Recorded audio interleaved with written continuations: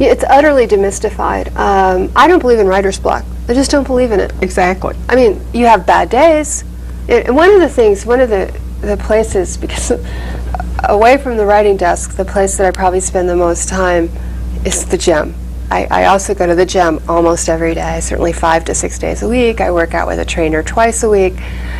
And I've been doing that for a long time, and so I know that you can be doing everything right, you can be eating right, you can be keeping up your training schedule. Some days you go to exercise and you just feel lousy, just crummy. And you do it and you slog through it because that's what you do, you know. So when I have a writing day that's lousy, I'm just like, okay, it was lousy. And by the way, maybe I can't use anything I wrote today. But even the process of being lost and not writing and writing things that will never be included in the novel, it's part of the process. And it's like, yes, that's a lousy day, so fine. You're getting lost in a good book at your definition there. Nevertheless, I think you're right. But I mean, there does need to be a demystification, and you know, I mean, I have to produce tons of stuff on demand, written. Some of it, you know, is obviously not creative, but rather critical. But nevertheless, it takes an enormous amount of energy to bond with a book and try to work out what the writer intended, not what I wanted the writer to have put into it, which is a totally different deal. And then be honest in telling people that evaluation. It can be emotionally really draining. I don't think the deadline itself is the enemy of art. Okay. And sometimes when a longtime writer has a bad book, people will say, well, maybe he or she shouldn't be trying to write a book a year. It's all about the time, and if they'd had all the time in the world, they could have written a better book. Maybe. Maybe not. Maybe not. In fact, some ideas are just not worth the whole. I mean, you can really, you know, get yourself down a road in which there really is no destination. Temperamentally, there are some writers who probably thrive without deadlines, if it's open-ended. Strangely, I think they have to be the more disciplined writers. Well, If sure. you take the deadline away, then you're really going to have to work that much harder. I mean, it does kind of raise the bar of, okay, now there's no deadline, so now it can be perfect, right? Which it can never be perfect. And now I wish I could remember who said this, because I thought it was so apt. When the subject of people who write a lot comes up, why does Stephen King continue to write? He doesn't need the money, you know. Why do these people continue to write? And someone I know, and I wish I could remember who it was, said, it's because you never write a perfect book. So you try again, even though you know that it's impossible to write a perfect book, but people keep trying. And some people can't write a book in a year. That's not their speed. It's just not what, but they can. I think they still would respond to deadlines and the idea that at some point you just have to let it go.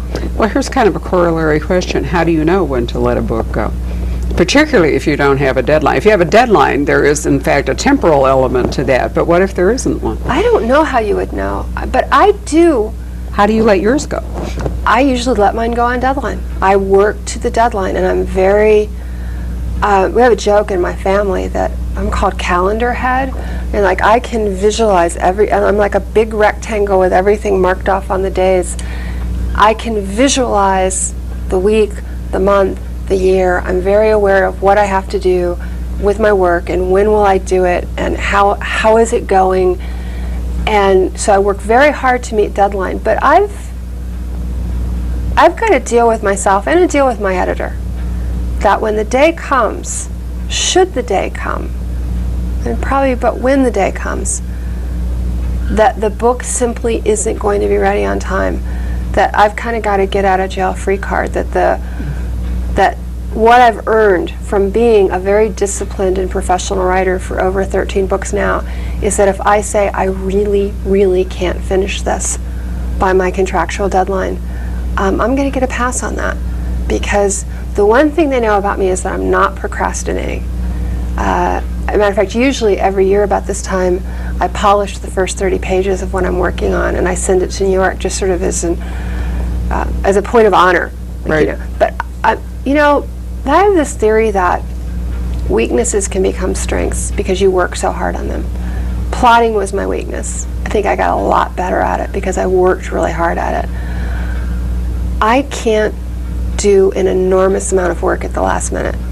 I'm fast, I'm pretty speedy as writers go, but I don't have the kind of stamina. I pulled an all-nighter in college, ever. Really? I like to sleep. I like my 6-8 hours. Now, I'm not good. So knowing that about myself, knowing that I can't get far behind and get it done. I mean, I know they're really good writers who can write a book in 6 weeks.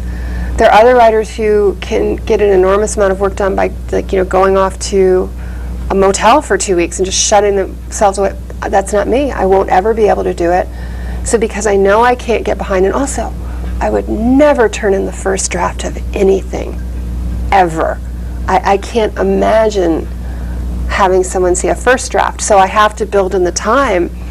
I have to get to the end of the first draft within about 4 to 5 months because I need to do a second and a third draft over the course of the year. I mean, writing is mostly about rewriting and editing, but if it's true that life is what happens while you're making other plans, then almost surely someday you will get derailed. Almost surely. It could be illness, it could be almost anything. Something will happen, so I'm holding that card dear. And also, maybe I'm just going to take a really bad turn, and the book is going to be moribund, and it's going to need to be put down, and you need to live with that. Well, you may just have an idea, as I said. I mean, I think there just are. I remember Robert Barnard. I asked him one time, where did the IRA come from? I said, you were writing a really good book and everything was going great, and all of a sudden, your solution to this beautiful crime you've set up is the IRA? And he said, I ran out of time. I couldn't get the book together, and so that was, was either bring in the IRA and turn it in or not. And I thought, how interesting, It's so interesting to hear how other people do it. I mean, one of the questions writers are asked all the time is, do you outline? How much do you know? I always know this big central secret. Every mystery novel has lots of secrets.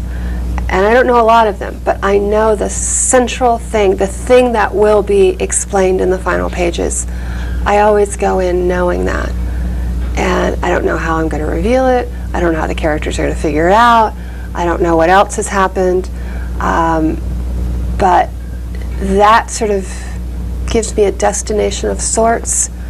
And, and then you can write towards it. You write towards it, and then you don't have a bear coming out of the woods and eating everybody up at the end of the novel because you just thought, I don't know what to do. Well, it does happen. It absolutely does. Aside from the creative thing, one question I meant to ask you, because there are a few of you that I think have built very successful careers that started with something I don't think you can really do easily today, which is you started writing original paperbacks. You, Harlan, Rick Riordan are the three people that really come to mind, and you got, in your case, all of your early books, you won a lot of major awards.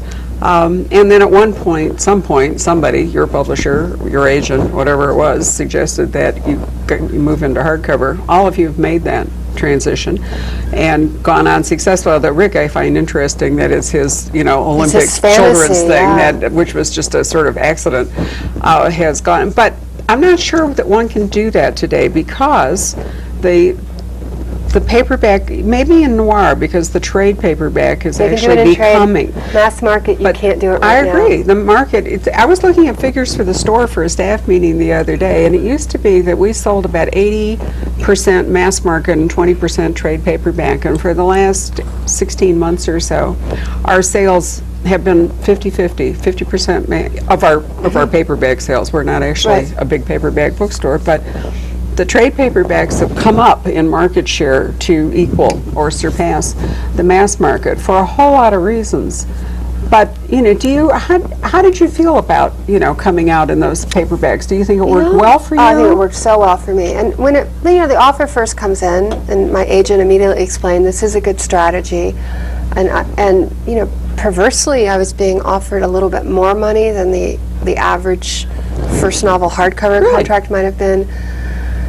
And my sister works in a bookstore, and the first thing she said to me was, it strikes me as a good idea. It's really hard to sell first novels because it's hard for people to spend $25 on something where it's a big risk.